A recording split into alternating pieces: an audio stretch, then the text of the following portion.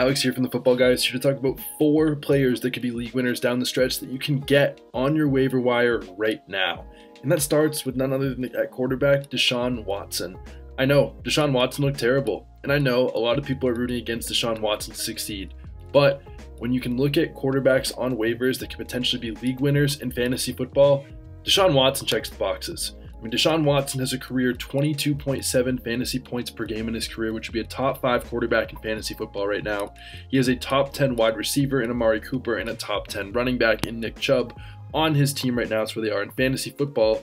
And they have a nice stretch against the Ravens, Saints, and Commanders in weeks 15, 16, and 17, who are all teams that are bottom half in the NFL against quarterbacks. Do we expect Deshaun Watson to go back to top 5 form in 2 weeks? No. Do people want him to get back there? No. But ultimately, when you're looking on waivers and the best quarterbacks you can get are Jared Goff or Mike White, Deshaun Watson is the one guy that stands out above all else that could do really big things. And I know he didn't look good last week, but there's reason to believe and that you should be stashing him, because if that upside hits, that could be crucial coming down the stretch of your fantasy football playoffs. The running back that I'd be going for to get as the biggest player that is a buy low target that could be a league winner is James Cook, who just saw a season high 43% of the snaps in week 13. He's on the best offense of the NFL, arguably, and he was better in every statistical category than Devin Singletary last week.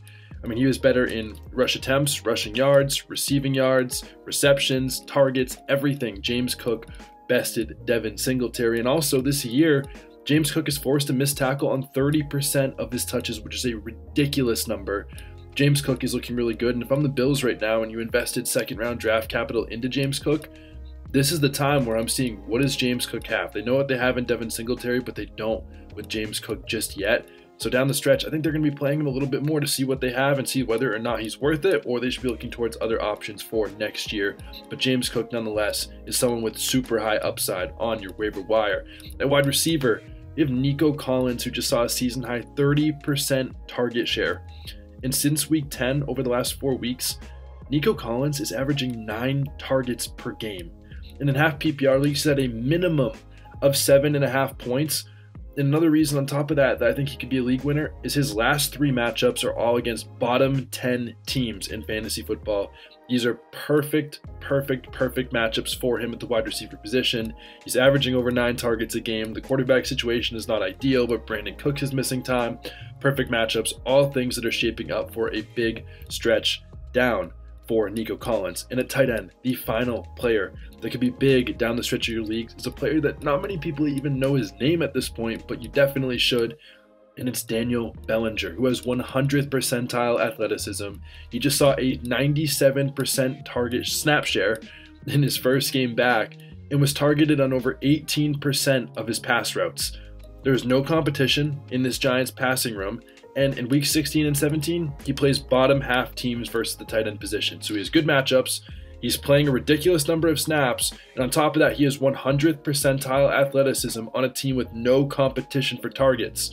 Tight end position has been an absolute wasteland this season. I mean, Cole Kmet, of all people, who had the worst first half you could ever imagine, is almost a top 3 tight end in fantasy football now.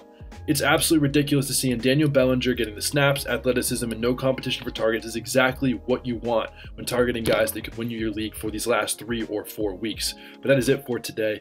Don't forget to like, subscribe, and comment who your favorite player to be targeted on waivers is that could be a league winner down the stretch. But as always, keep enjoying that Football Guys content each and every single day.